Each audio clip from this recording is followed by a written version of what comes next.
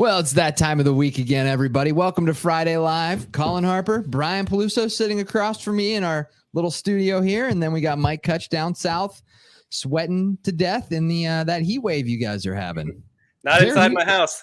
Is there a heat wave in Florida? I don't know. It just feels like there's always a heat wave. I keep hearing all these. I keep seeing all these temperatures all over the country in the hundreds. And no, thank you. I'll take our. Yeah, they say the water temperature is 101 in Florida. It's not 101 in St. Augustine. I can tell you that.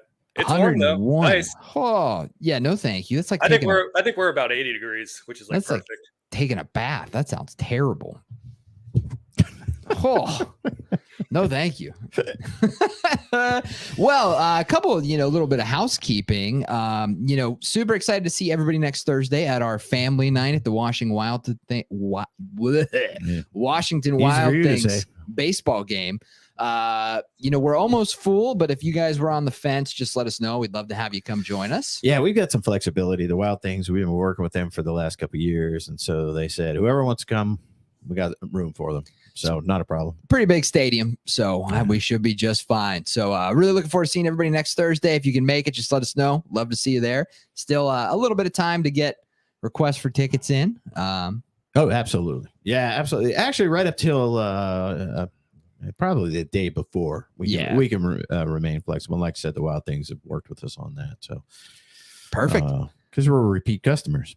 And again, they're playing the Joliet Slammers, and I was watching Pawn Stars last night, which I love Pawn Stars. Oh yeah. And a guy had an original set of blueprints for the first electric chair, which was at the Joliet State Correctional Facility. So that's why they're called the Slammers. That's a great little fact. So that was fascinating to me. I'm like, wow. Hey, Joliet, yeah, they're coming to town to see the Wild or play the Wild Things. Now, where is Joliet? Do you know? It's south. I think it's central, south of Chicago. Okay, right. That's how I look at Illinois. Is it north or south or west of Chicago? Yeah, that's fair. Very fair. East is the lake, of course, but no, it's south. And I think it's kind of a couple hours south central. Beautiful. I think I made that up on the spot. Well, going with Brian's themes from previous weeks, I'm pulling in a little this day in history for us today. I came across my favorite thing. I came across something I thought was very interesting. So in this day in history, 1875, Captain Webb becomes the first person to swim the English Channel. Whoa. Yeah.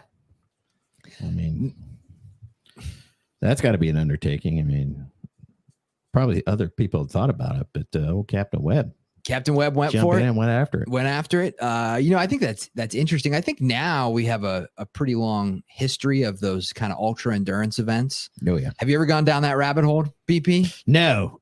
I did the Tough Mudder once. That's about as close as I got there. Something like that. Yeah, no, I watched the documentaries and the things on TV just because I think it's remarkable how resilient the human spirit and mind can be, and the amazing feats people can push their bodies to. Well, for sure. And it's always better when it's their body and not mine, because then I don't have to worry about any recovery period or anything like that. I just worry that if I do that, I'd feel super accomplished. Then I'd get to be kind of retirement type age and have to redo my knees, my hips.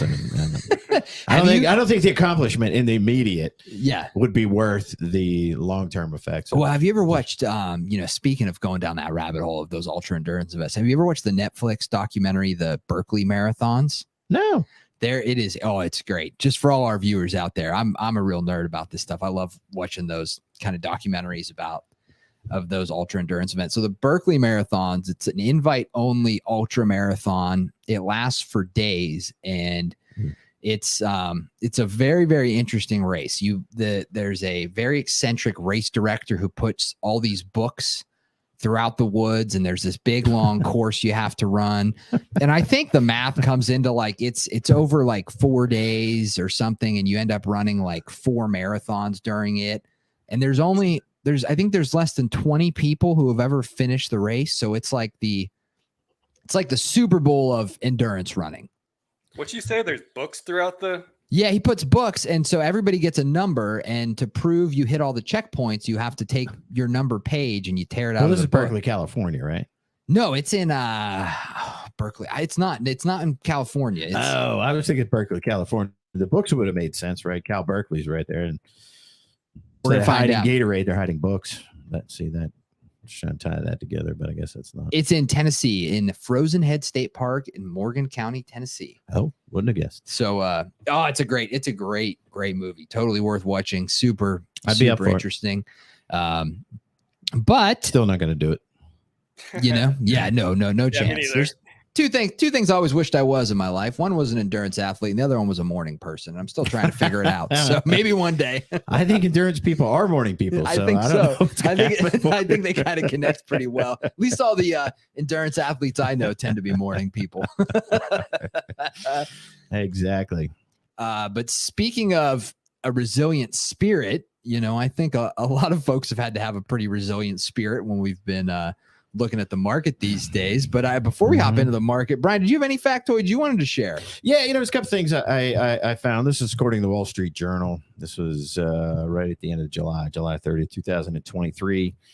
Market's been a little bit more difficult. And of course, it's more expensive to borrow money these days. Interest rates go up, and that means the interest rate goes up on loans that you have for the most part, unless you've locked them in years past. But that also means interest rates on other things go up. So according to Wall Street Journal, July 30th, 2023, American households are now earning an extra $121 billion annually from income on some of those short-term investments that the interest rates have gone up on. So, a lot of people we talk to, oh my gosh, mortgage rates, and, I want to borrow money, and, what do I do? Got to get a new car and all these other things. That's bad news. The good news is, things like money markets and CDs and some of those other short-term things, interest rate goes up. So, that's I think they're at record high levels right now. Isn't there like 5.4 trillion in money market funds right now? I don't know that stat. I wouldn't doubt it though. I certainly wouldn't doubt it. But I'm sure some of that at least is from people not wanting to keep it in like savings accounts and banks, whether it's the risk of what we saw in March with the banking collapses, or it's hard to argue with getting 5% versus like the big money center banks pay nothing. Exactly. Yeah, I would agree. Yeah, certainly we're not seeing, and I don't think the Wall Street Journal article was alluding to, people are repositioning their long-term money allocation into shorter term. Mike, to your point, these are kind of personal reserve monies that are not earning what they could be. And so they're being repositioned still in that kind of shorter term bucket. If you look at, buying a house, somebody wants to buy a house, they're scrolling away, haven't quite found the house, it's sitting in the bank, it's getting nothing, maybe you pop over to money market. And it's still, in talking to folks, it's still exceptionally difficult to find a house. Oh my goodness. It's and those interest rates have become quite painful as well for home purchases. So it's just, kind of a different way to look at it. So that's kind of weird. This one I really love. This is the USA Today, August 4th, 2023. This fascinates me to no end. I'm not sure how we're going to tie it into financial planning, but I'm fascinated by it. Since I have the microphone, I'm going to mention it. A recent study found that 60% of today's workers are employed in occupations that did not exist in 1940. Just didn't exist. That is extremely fascinating. And I can relate that to, I've got my two sons are in college, and I continue to say, hey, learn those core things that are adaptable, because you may end up in a job that you don't know exists right now. It might not exist right now. And so that kind of speaks to the idea of, keep your eyes and ears open, remain positive, kind of have the core learning and the core skill set that is adaptable, because, hey, I worked in a career for more than 20 years that literally nobody mentioned it to me in a college course. Nobody said you could go do this. I had to find it on my own, and to great delight, I'm like, wait a minute, I could do this and make a living out of it.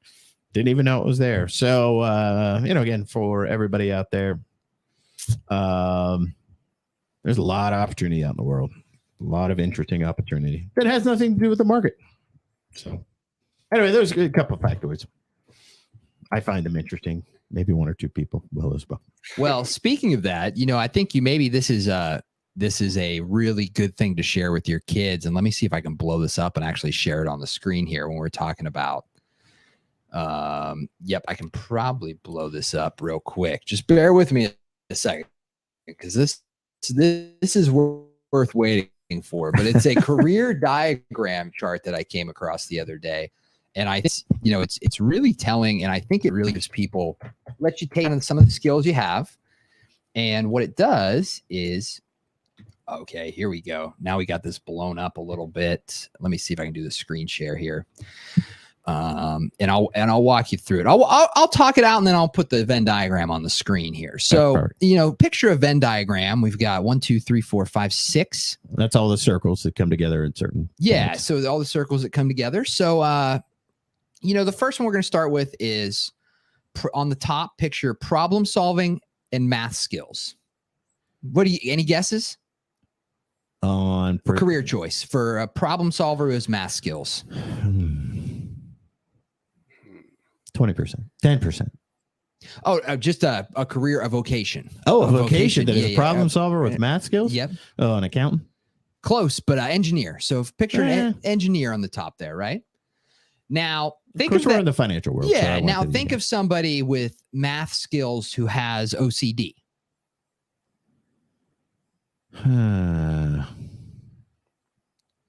You may have mentioned it already. Accountant. Really? Math skills with OCD. Really? Well, this is not a real thing. This is a joke. This is like a funny thing here. Okay. This is not meant to be serious. All right. So now if we go to the other side, we've got problem solving still, and we have personality. A problem solver. I would say construction. Close, but we got management there. We've got Whoa, management I'm role. in a lot of different companies. I might have to debate this. So we've got problem solving and personality with a little bit of Both on the problem solving and the personality. Yeah, side. management. Okay, but now here's can where work it with really starts to make sense. So underneath personality, we have drinking as a skill. So think it's a about skill. Yeah, personality and drinking. Okay. Sales role. Okay. Now at the very bottom, we have heartless in drinking. Okay. I'll fill in the blank for you. It's politicians. Oh. So sorry, bit of a tangent. No, It's probably funnier in my mind than it came out. No. Friday Night It's got my. I'm going to solve this problem and say, let's get to finance. Let's get to finance. I think. Well, what happens with me? You're mentioning those things, and I can't see the diagram itself. But I think most people are thinking of individuals that they know. Yeah. Like, wait a minute. Oh, okay. Do they fit that? Yeah, I guess they do. So. All right. Enough of the chit chat. Mike, what's, I know we had the PAL meeting this morning. We'll talk about that a little bit, but we'll kick it over to you. As always, none of this is specific advice for your situation. Always consult with your trusted financial professional. And tax professional. And any other professionals you feel like bringing into the loop. Yeah, absolutely. Yeah, so I didn't time Powell's speech this year, but I can assure you it was longer than the 8-minute just pounding of inflation and restriction that he gave last year that caused to, I think, like a 20% sell-off.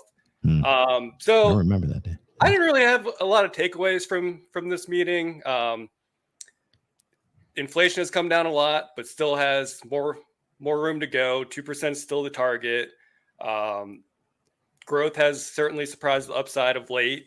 And if that continues, it could cause them to go further with their restricting policy. But he did say if they do that, they're going to take a cautious stance on it.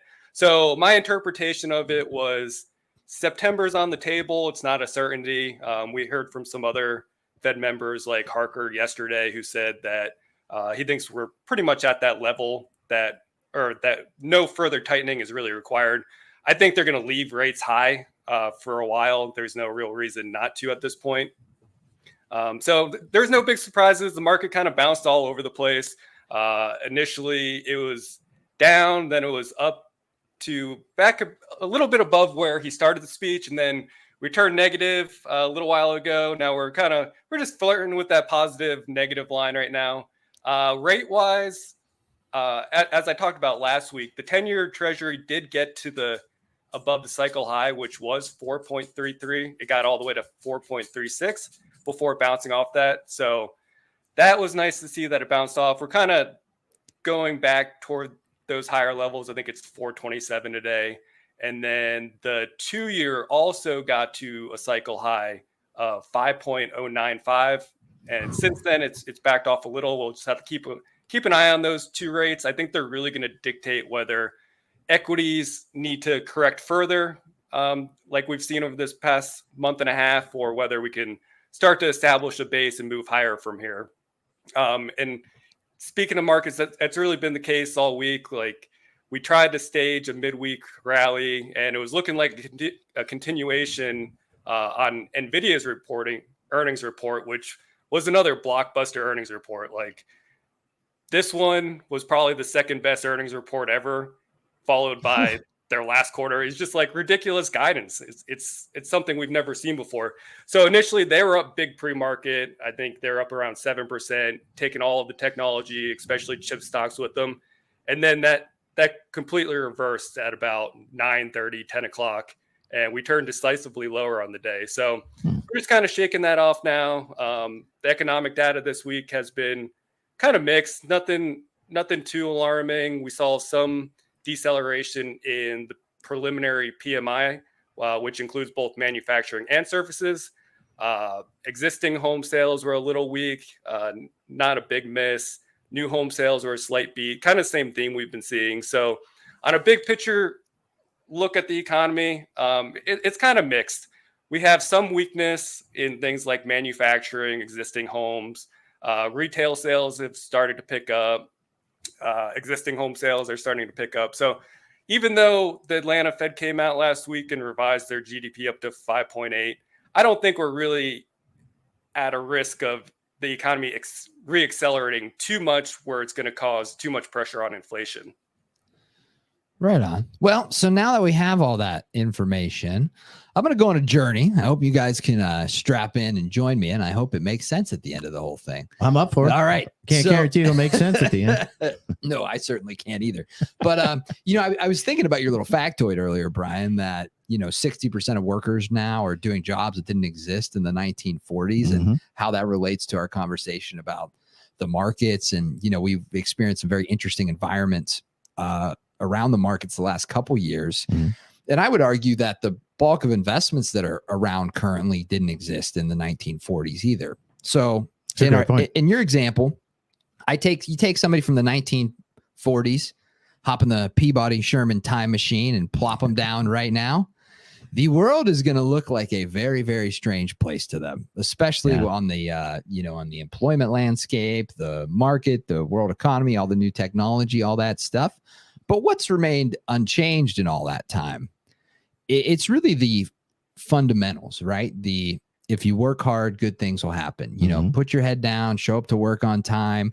I would argue that somebody from the 1940s, if they live by the same principles they lived by then, there would be a small adjustment period, of course. But I think they could find something that they would be successful in still, even all this time later. And that comes down to the fundamentals. So when we deal with all this craziness we see happening in the world, and we deal with, an increasingly complex and changing landscape, we always go back to the fundamentals in planning. And it's not rocket science. And it's the same fundamentals that when we started this firm, obviously not me, I wasn't alive, but, over 60 years ago, we're still around.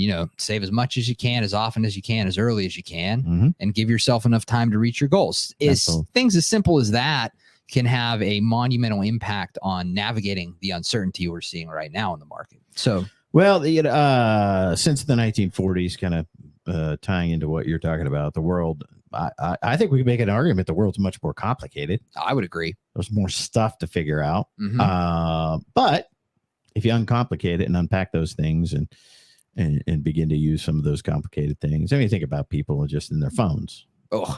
It's hard for a lot of people in their 70s and 80s to adapt to, can run their phone or your life off your phone. Except for my grandmother. Shout out to Jean. She was the first person in our family to have remember BlackBerries? Oh gosh, yeah. She was the first person to have a BlackBerry. She was the first person to have an iPhone. She was a very early adopter. Well, I mean, you could tie that stuff in. I mean, if you see it as a resource instead of a complication, which obviously she saw it as a potentially valuable resource as a complication to her life.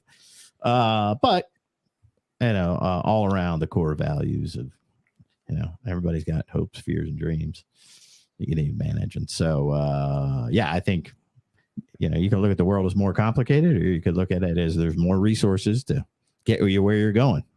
I'm just trying to picture my job in the 1940s. Like, what do I do? Order a quarterly report from a company, read through it, call in an order to the trade desk, pay an outlandish commission on it. All right. You'd probably still have ticker tape, it'd probably be a little machine on there. Be reading the quotes in the newspaper. Right. Yeah, exactly. Yeah, I don't know how you would have done your research. We do have a newspaper clipping from, I believe it's from the early 60s in the office, and it lists all the mutual funds you could invest in. It's about a fourth of the size of a newspaper. It's about that big. I mean, it's tiny. It is remarkable, the added complexity. Well, I'll say this. I know I've said this many times, but when history looks back at this time, and then we're looking at the downfall of civilization, social media is to blame.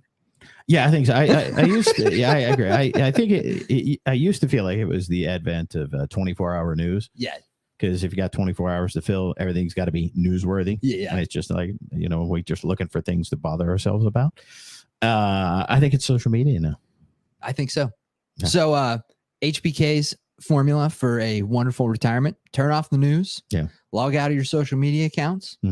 Live life and stick to the plan, and go enjoy time with your family. Yeah, unless you want to check out our Facebook page. Yeah, you should do that. Yeah, that's because that's helpful. You can log in occasionally to step by there and see how things are going. Well, that's what I got. That's all I got as well. Mike, anything else to add? A lot of data out next week. We'll have the JOLTS number, the Fed's preferred measure, the PCE, and then the jobs report on Friday. So explain to us next Friday what each of those are. Perfect. Love it. All right, gentlemen. Thanks for joining me today. Everybody watching out there, thank you very much for joining us as well. We'll see everybody on Thursday. We'll see you on Thursday if you're coming. One quick housekeeping thing I forgot to mention. We're switching our phone system next week on Tuesday. I believe it's Tuesday, the 29th. Let me look what day that is. It is, on Tuesday. So if you try to call us and we're not here, it's not because we don't like you. It's just because we're switching phone companies here. So and we'll have certainly email available. Email but there us. Could be a little gap there. And next Friday, we are taking a break from Friday Live. So no Friday Live next Friday. Have a fantastic week. We won't see you next week, but we'll see you the following. Take care, stay safe, and thanks for joining us. Thanks, everybody.